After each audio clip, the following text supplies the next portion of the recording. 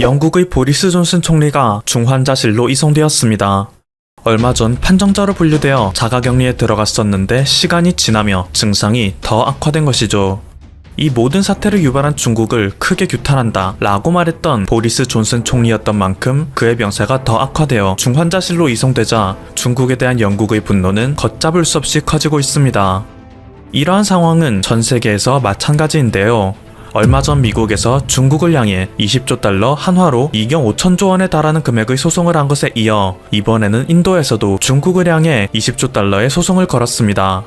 인도의 변호사협회 측에서는 중국이 자국에서 발원한 위기를 은폐하고 속여 이것은 전 세계로 확산되었다. 중국은 이 대유행을 촉발시킨 책임을 물어야 할 것이다 라며 UN 인권이사회에 해당 내용을 제소하였는데요. 미국에 이어 인도도 중국에 대한 소송을 함으로써 앞으로 전 세계 각지에서 이러한 움직임은 더욱 거세질 것으로 보입니다. 한편 최근 미국이 한국의 의료 혜택을 받기 위해 일종의 꼼수를 사용한 정황이 발각되어 논란입니다. 지난 6일 서울의 한 연구소에서는 검체가 접수됐던 미군의 샘플 중 판정자가 발생하여 이를 주한미군 평택기지 측에 통보하였는데요. 이 연락을 받은 주한미군 측에서는 이것은 주한미군의 샘플이 아니다 라며 부정한 것입니다. 최초 검체를 건네받았을 때 분명히 주한미군의 샘플이라는 설명을 들었던 연구소 측에서는 주한미군 기지 측의 답변이 황당하기 그지없었는데요.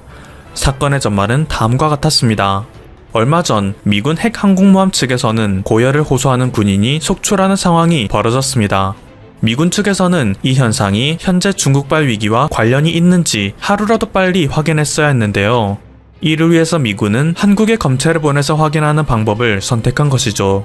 현재 한국은 4시간에서 6시간 내에 결과를 확인할 수 있을 뿐만 아니라 정확도가 무려 95% 이상에 달할 정도의 신뢰도를 보여주기에 미군의 입장에서는 이게 최선이었을 것으로 보입니다.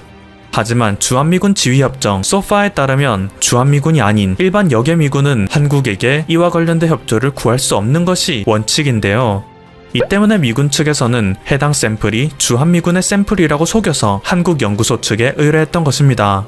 그리고 이후 이 사실이 탄로나자 미군 측에서는 현재 환경이 부득이하여 동맹관계인 한국의 도움을 받았을 뿐이라는 해명을 내놓았죠. 납득이 가는 상황이긴 하지만 이것이 엄연히 불법이라는 것에는 변함이 없는 게 사실입니다. 한국의 시스템을 악용하는 사례는 이뿐만이 아닙니다. 최근 해외에 거주하고 있던 한인 2세뿐만 아니라 일부 외국인들마저 한국 의료 시스템의 도움을 받기 위해 한국에 입국하는 사례가 발생하고 있는데요. 요즘 한국에서 50여 명 내외로 조절되고 있는 신규 판정자 중 해외 유입 사례의 비중이 40%에 이를 정도로 이 문제는 심각하게 받아들여지고 있습니다. 게다가 이들 중 많은 이들이 판정을 받은 후 자가격리 수칙도 제대로 지키지 않아 보건당국에게 상당히 큰 골칫거리로 떠오르고 있죠. 얼마 전 전북 지역에서는 자가격리 중이던 베트남 유학생들이 휴대폰을 거주시설에 놔둬 추적을 회피하여 근처 공원에 나들이 간 사실이 적발된 바가 있습니다. 수원 지역에서 또한 한 영국인이 자가격리 수칙을 위반하여 마스크도 착용하지 않은 채 활보하다가 적발되기도 했죠. 또한 지난 2일 인천공항을 통해 입국했던 대만 여성은 도착 당시에는 시설에 격리된다는 사실과 모든 비용은 자신이 납부해야 한다는 사실에 동의했음에도 이후에 비용을 낼 수 없다는 막무가내 태도를 보였습니다. 이에 법무부에서는 이 여성을 포함하여 격리조치 거부를 표시한 외국인 11명을 모두 추방조치했는데요. 앞서 설명된 것처럼 국내에서 격리 조치를 위반한 다른 외국인들 역시 모두 강제 출국시키는 것을 검토 중이라고 합니다. 또한 지난 5일부터는 법률이 더욱 강화되어 자가격리 수칙을 위반할 경우 최대 징역 1년 또는 벌금 1천만 원에 처할 수 있게 됐고, 휴대폰에 설치된 자발적 격리 어플의 추적을 피한 베트남 유학생의 사례를 방지하기 위해 정부에서는 이들에게 아예 전자팔찌를 착용시키는 방안을 검토 중이라고 합니다. 여태까지 정부가 시행했던 조치 중 가장 역대급 초강수인 셈인데요. 이것이 자유민주주의의 가치를 훼손시킨다는 지적이 있긴 하지만 홍콩과 대만에서는 이미 스마트 팔찌를 활용하고 있기도 하고 자가격리를 위반하여 적발되는 사람이 하루 평균 7명 가까이 되어 사회에 큰 피해를 끼치는 만큼 현사태의 원활한 통제를 위해서는 필요한 조치라는 목소리가 커지고 있습니다. 자유민주주의의 가치 아래서 한국의 모델이 가장 효과적이라는 평가를 받는 지금, 한국이 전자팔찌를 이용하여 사태를 통제하는 모습을 보인다면 지금 한국의 대응 모델에 따라하는 수많은 국가들 역시 이를 배워 자국에도 적용하기 시작할 것이라는 전망이 나오고 있죠. 우리 민족은 반만 년 전부터 자가격리에 특화된 민족이라고 합니다. 만약 웅녀가 호랑이처럼 21일간의 자가격리를 견뎌내지 못했다면 그녀는 인간이 되지 못해 훗날 단군 왕검 또한 태어나지 못했겠죠. 즉, 겨우 2주간의 자가격리도 견디지 못한다면 인간이 될 수 없다는 뜻입니다. 다소 농담조를 섞어 말씀드린 것이긴 하지만 그만큼 현재 위기를 극복하기 위해서 가장 중요한 것은 사회적 거리두기입니다. 하지만 최근 영국 BBC의 로라 비커 특파원이 지금 한국은 방심하기 시작한 것인가 라는 기사를 게재하며 벚꽃놀이 등을 즐기기 위해 한국인들이 거리에 쏟아져 나오는 것을 보여주듯이 사회적 거리두기에 더 이상 견디지 못하는 국민들이 늘어나고 있는 게 현실인데요. 제발 모두가 함께 힘을 모아 이 사태를 진정으로 종식시키는 날이 조금이라도 앞당겨지기를 기원합니다. 지금까지 퍼플튜브였습니다. 여러분의 구독과 좋아요 그리고 알림 설정은 콘텐츠 제작에 큰 힘이 됩니다. 감사합니다. 컴페리테크가 전 세계 96개 국가들의 생체 정보 수집과 활용 현황에 대해서 연구를 하고 그 보고서를 내놓았습니다. 이건 대단히 실증적인 연구입니다. 이 컴페리테크의 보고서에 따르게 되면은 중국이 가장 이 생체 정보를 많이 수집하고 또 활용하고 있다 하는 연구 결과가 나왔습니다. 자, 중국은 안면 인식, 지문 채취, 또 여러분 잘 아시는 DNA 수집, 자, 이런 것과 관련된 정보를 가장 많이 수집을 하고 있고, 그것이 결국은 중국 공산 정권의 디지털 전체주의를 지금 유지하는데 활용되고 있다 하는 것이 이번 컴페리테크 보고서의 결론입니다. 그리고 지금 중국에서 수집된 이러한 생체 정보라고 하는 것이 제대로 보호가 되고 있지 않다 하는 것도 커다란 문제점으로 지적이 되고 있습니다. 얼마 전 얼굴 안면 인식을 통해서 수집된 얼굴 사진 5,000장이 불과 중국 돈으로 12위안에 팔린 그러한 이 보도도 있었습니다.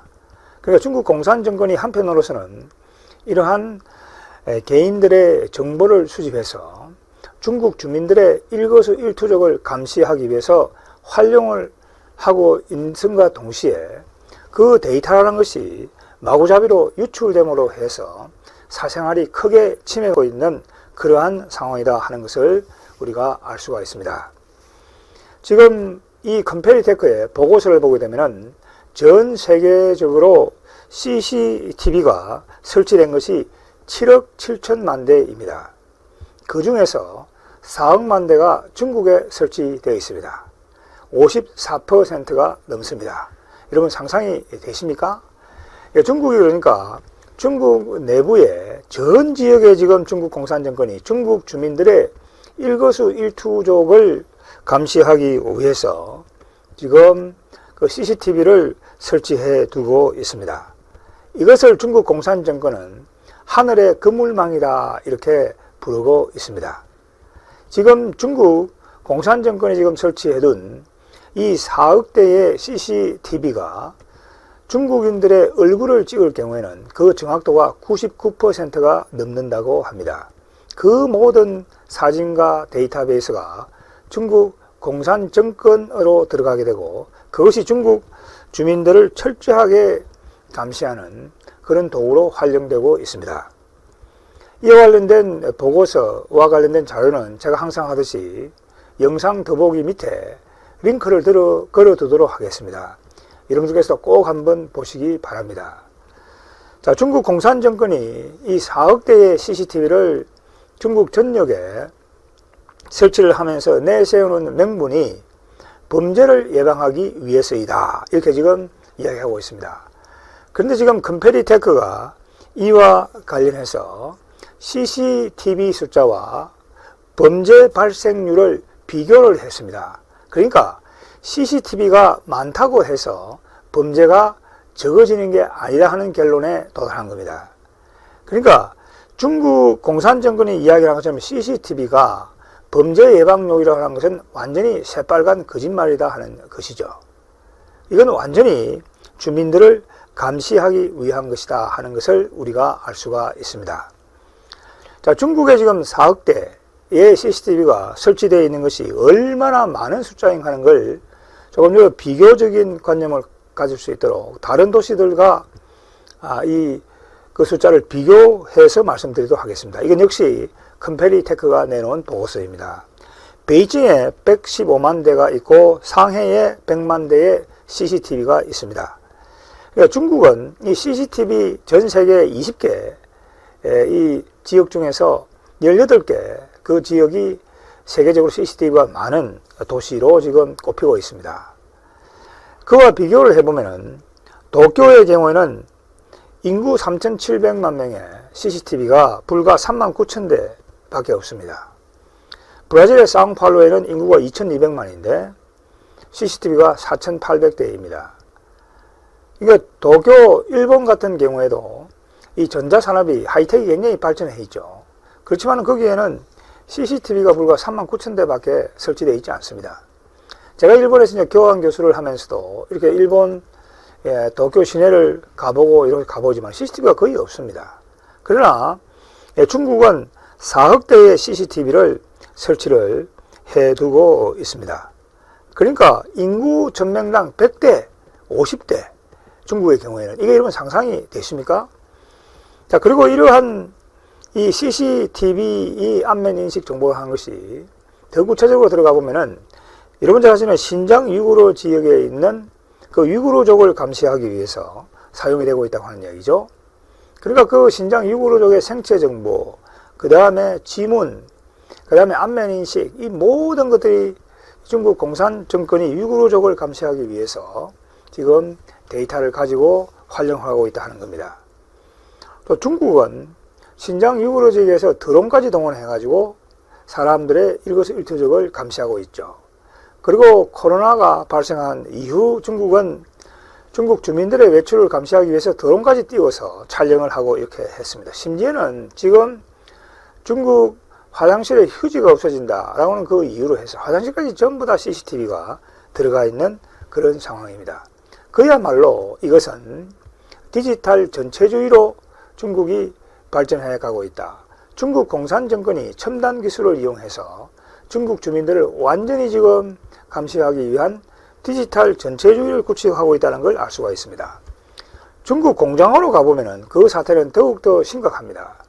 중국 노동자들에 대해서 중국 공산 정권이 생산성을 높인다, 생산성을 평가한다는 그 명분으로 뇌파까지 측정을 하고 있습니다. 생체 리듬까지 측정을 하고 있습니다. DNA는 물론이죠. 그러니까 이것은 완전히 조지 오웰이 이야기한 빅 브라더라고 하는 그 중국 공산 정권이 모든 주민들의 일거수일투족을 감시한다는 얘기죠. 중국으로 입국하는 여행자들은 사진은 물론이죠. 지문도 모두 채취를 하도록 하고 있습니다. 중국 내에 버스를 타는 그 승객들의 얼굴, 그 다음에 체온도 측정을 하고 있다고 하는 얘기죠. 지금 중국 공산정권은 코로나 사태 이후에는 마스크를 쓴 상태에서도 안면 인식을 할 수 있는 그 기술을 개발하고 있습니다.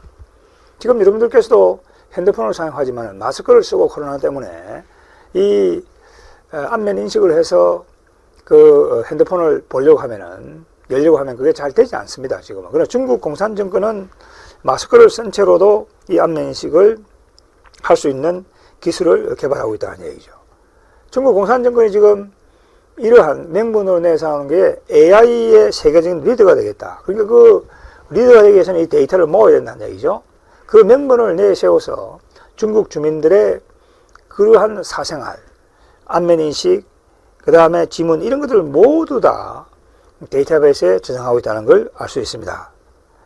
자, 지금 중국 공산 정권이 이러한 디지털 전체주의를 구축하기 위해서 사용하는 예산을 좀 보게 되면 지금 나와 있는 예산이 확인된 게 2017년 예산에 있습니다. 그걸 보게 되면은 국내 치안을 담당하기 위한 예산이 우리 돈으로 209조 원, 국방 예산이 2017년에 177조 원입니다. 여러분 어떻습니까? 국방 예산보다 국내 예산이 훨씬 더 많다는 얘기죠. 지금 경찰은 이 34조 원을 또 더 투입해서 이 감시 시스템을 구축한다고 합니다. 여기서 보는 것처럼 이 중국 공산 정권은 이 첨단 기술을 이용을 해서 완전히 북한 주민, 중국 주민들을 철저하게 감시해 나가고 있다는 걸 우리가 여기서 확인할 수가 있습니다. 지금 여기서 지금 문제가 되는 중국 공산정권의 디지털 전체주의는 바로 대외적인 문제와 직결되기 때문입니다. 만약에 스탈린과 히틀러가 전 세계를 장악했다라고 한다면은 전 세계는 지금처럼 인류들이 자유와 인권, 이 자유무역을 누리기가 어려울 겁니다. 바로 국제정치 질서라고 하는 것은 그 국제정치 질서를 만들어내는 장악하는 국가의 국내 정치 체제의 성격과 밀접하게 연관되어 있기 때문이다. 그 영향을 받기 때문입니다. 중국 공산정권이 디지털 전체주의를 지금 이렇게 강화해 나가고 있는 상황에서 중국이 만약에 패권을 장악하는 상황이 온다. 그렇게 될 경우에는 인류가 완전히 자유와 인권 이런 것을 누리지 못하는 그야말로 디지털 전체주의 지배하에 살아야 된다고 하는 그런 지금 무시무시한 상황이 되는 겁니다. 제가 이 지금 컴페리테크 이 보안업체가 내놓은 이 보고서를 이렇게 상세하게 말씀드리는 이유는 중국 공산정권의 실체를 우리가 정확하게 이해를 해야 된다는 얘기입니다.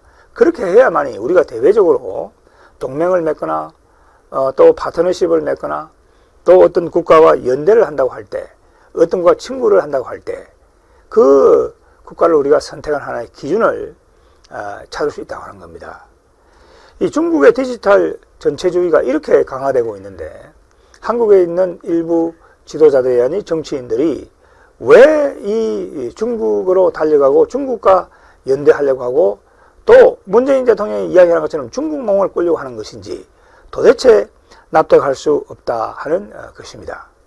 오늘 제가 말씀드리는 이 컴페리테크가 내놓은 대단히 실정주의적인 중국 공산정권이 지금 만들어내고 있는 디지털 전체주의에 대한 우리가 아주 분명한 인식을 갖는 것이 필요하다는 생각을 하게 됩니다. 이 첨단 기술이라는 것이 자유진영의 국가 또 자유진영의 사람들의 기업에 의해서는 그것이 인간의 삶을 편리하기 위한 목적으로 사용될 수 있지만은 중국 공산정권 그리고 김정은과 같은 그 독재 정권의 손에 들어가게 될 경우에는 이러한 무시무시한 빅브라더 같은 디지털 전체주의로 타락한다 하는 점을 우리가 분명하게 기여해야 되겠다 이런 생각을 하게 됩니다. 자, 오늘은 여기까지 하도록 하겠습니다.